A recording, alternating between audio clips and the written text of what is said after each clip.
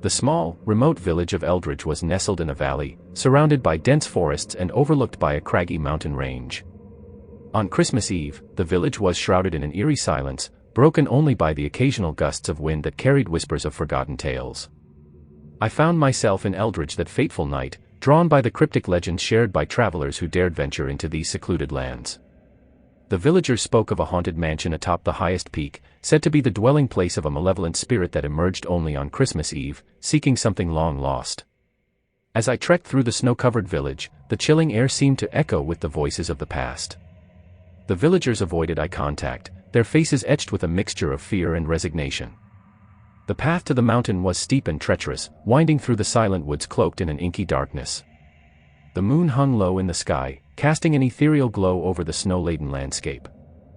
As I ascended the mountain, the biting wind whispered ancient secrets, and the crunch of my boots on the snow was the only sound that dared pierce the solitude. The ominous silhouette of the mansion emerged on the mountaintop, its dark windows like vacant eyes peering into the abyss. Reaching the mansion's grand entrance, I hesitated for a moment before pushing open the creaking door. The air inside was stale, and the grandeur of the past had given way to decay. Dusty furniture draped in white sheets lined the spacious foyer, and an unsettling stillness hung heavy in the air. The grand staircase beckoned me upward, each step groaning beneath the weight of my apprehension. The cold fingers of dread traced the contours of my spine as I explored the desolate halls. The rooms held remnants of a forgotten life, faded photographs, abandoned toys, and tattered remnants of holiday decorations. As I ventured deeper into the mansion, a distant sound reached my ears, the faint jingling of bells, like a melancholic melody that resonated through the empty corridors. The source of the sound eluded me, and I followed its haunting trail through the labyrinthine halls. The jingling led me to a forgotten room at the end of a dimly lit corridor. The door swung open with a mournful creak, revealing a small chamber bathed in an otherworldly glow. The air seemed charged with an unseen energy, and in the center of the room, a solitary rocking chair swayed gently as if moved by invisible hands. I approached cautiously, my senses heightened by an unsettling anticipation. As I peered into the dimly lit room, a ghostly figure materialized in the rocking chair, a spectral child, adorned in tattered clothing and holding a weathered teddy bear. The child's eyes, hollow and filled with sorrow, met mine.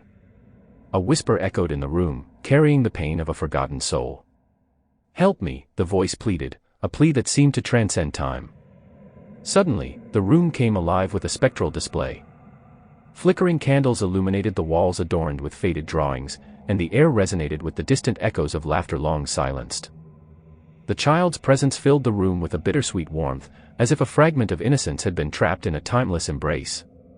I understood then that the mansion harbored not a malevolent spirit, but the lingering remnants of a tragedy that transcended generations. The child's story unfolded before me, a tale of a lonely Christmas, a longing for companionship, and a heartbreaking end. As the spectral child faded into the ether, the room fell silent once more. The jingling of bells ceased, and the mansion returned to its desolate state.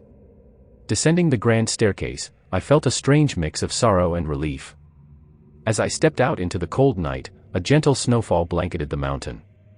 The villagers, unaware of the spectral encounter, celebrated Christmas Eve in their humble homes.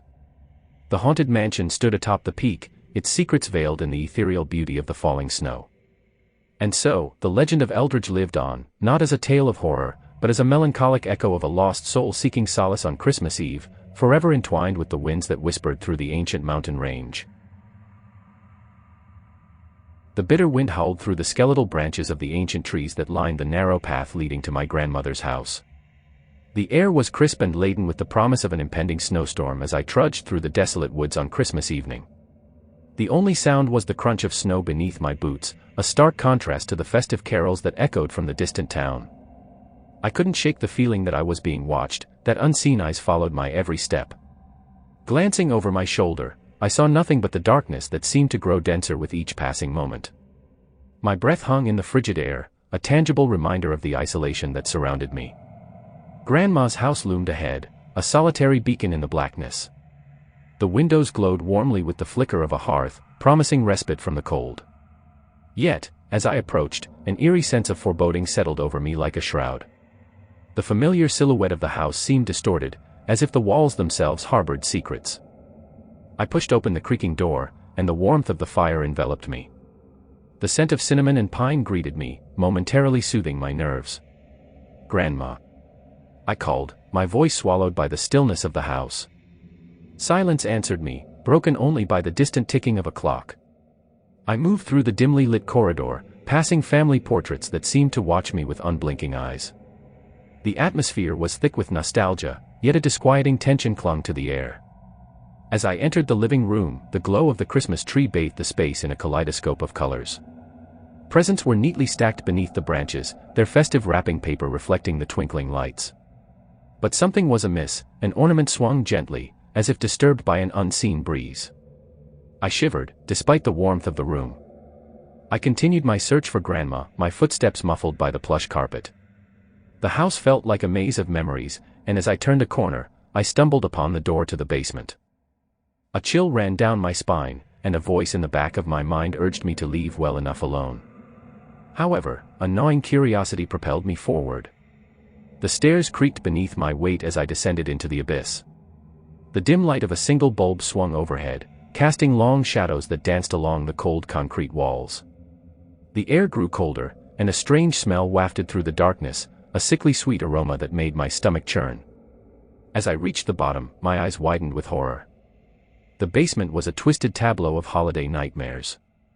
Mangled limbs adorned the walls like grotesque ornaments, and a sickly red substance coated the floor. In the center of the room, a figure hunched over a sinister workbench, its back turned to me.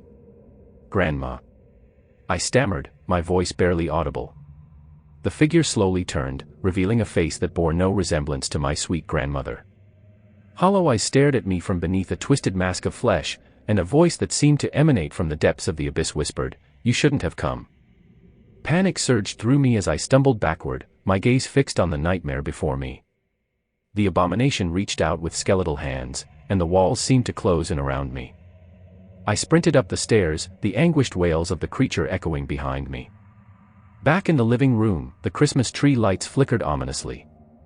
The once welcoming room now felt like a trap, and I fumbled with the doorknob in a desperate attempt to escape. The air grew thick with malevolence, and the walls seemed to pulse with a sinister energy. As I burst into the cold night, the storm had intensified into a blizzard. The wind howled with a newfound fury, and the snowflakes stung like icy daggers against my skin. I stumbled through the woods, the haunting cries of the creature reverberating through the night. I dared not look back, my heart pounding in my chest as I raced through the unforgiving darkness. The path that had seemed so familiar now twisted and turned like a malevolent labyrinth. The once welcoming glow of Grandma's house vanished, swallowed by the black void that surrounded me. I ran until my legs gave out, collapsing into the snow. The distant town, now nothing more than a flicker on the horizon, offered a sliver of hope. With every ounce of strength, I crawled toward the distant lights, the frigid air burning my lungs. As I approached the outskirts of the town, the wind died down, and the world fell eerily silent. I glanced over my shoulder, half expecting the creature to emerge from the shadows. Instead, I found myself alone in the desolate snow-covered landscape. The townspeople welcomed me with puzzled looks as I stumbled into the warmth of a nearby cafe. I tried to recount the horrors I had witnessed, but my words fell on skeptical ears. They dismissed my tale as the delusions of a weary traveler lost in the storm. But as I sat there, haunted by the memory of that twisted figure in the basement, I couldn't shake the feeling that something malevolent lurked just beyond the veil of reality. The Christmas lights outside flickered ominously, casting long shadows that danced along the walls. And in that moment, I realized that the true horror of that Christmas evening was not confined to my grandmother's house. It was a malevolence that lingered in the darkest corners of the world, waiting for the opportune moment to reveal itself. The old Victorian mansion stood silent and foreboding against the backdrop of the moonlit Christmas sky. Its dilapidated facade was wrapped in the tendrils of twisted vines, and the windows glowed with an eerie, otherworldly light. I had heard tales of the abandoned estate that nestled on the outskirts of town, tales whispered with hushed tones during the winter solstice. The townsfolk spoke of mysterious disappearances and strange occurrences, but curiosity got the better of me that fateful Christmas evening. The air was frigid as I approached the mansion, my breath forming ethereal clouds that dissipated into the night. The snow crunched beneath my boots, echoing through the desolate landscape. The wrought iron gates creaked open as if beckoning me forward, and I hesitated only momentarily before crossing the threshold into the realm of the unknown. The grand foyer welcomed me with an oppressive stillness. Dust-covered furniture adorned with tattered sheets loomed like ghostly sentinels in the dim light. The air hung heavy with a scent long forgotten, a mixture of decay and ancient secrets. I could almost hear the heartbeat of the mansion, a slow and rhythmic pulse that resonated through the empty halls. As I explored the labyrinthine corridors, the walls seemed to close in on me, and the shadows danced in macabre patterns. The Christmas decorations, once festive and full of cheer, now appeared as grotesque parodies of holiday spirit. Twisted wreaths adorned with skeletal hands, and tattered stockings hung by the fireplace, hinting at a sinister celebration that defied the joyful season. A distant sound echoed through the mansion, a soft, haunting melody that tugged at the corners of my sanity. I followed the spectral notes, guided by an unseen force, until I arrived at the grand ballroom. The room was bathed in an ethereal glow, and a decaying chandelier swayed gently overhead. In the center of the room stood a grand piano, its keys played by unseen hands. The melody, a haunting rendition of a long-forgotten carol, filled the air with a melancholic beauty. I felt a chill run down my spine as I realized the music was accompanied by the soft whispers of a spectral choir, their voices carrying a lament that echoed through the hollow halls. A figure materialized before me, draped in a tattered gown that seemed to defy the passage of time. The ghostly apparition beckoned me closer, its eyes hollow yet filled with a sorrowful yearning. "Join us," it whispered, the words reverberating in the cavernous space. Compelled by an otherworldly force, I approached the piano. As I touched the keys, the room came alive with a chorus of ethereal voices. The spectral figures swirled around me, their movements synchronized to the haunting melody. I was caught in a macabre dance, an unwilling participant in a spectral celebration that defied the laws of the living. The temperature in the room plummeted, and the walls seemed to bleed with an otherworldly energy. The ghostly figures twisted and contorted, their faces frozen in expressions of eternal agony. I tried to break free from the spectral dance, but an invisible force held me captive. As the music reached a crescendo, the grand chandelier shattered, casting a shower of crystal shards across the room. The spectral figures wailed in unison, their mournful cries reverberating through the mansion. The once beautiful melody transformed into a dissonant cacophony, and the air crackled with an energy that seemed to tear at the fabric of reality.